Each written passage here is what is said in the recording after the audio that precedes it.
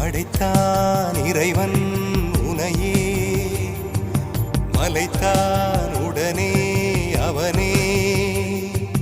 அழகை படைக்கும் திறமை முழுக்க உன்னுடன் சார்ந்தது என் விழி சேர்ந்தது விடிய விடிய மடியில் கிடக்கும் பொன்வினை உன்மேனி மீட்டட்டும் என் மேனி இறைவினில் வந்து கலந்திடு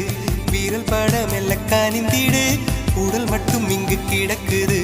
உடன் வந்து நீயும் உயிர் கொடு பல்லவன் சிற்பிகள் அன்று பண்ணிய சிற்பத்தில் ஒன்று பெண்ணென வந்தது இன்று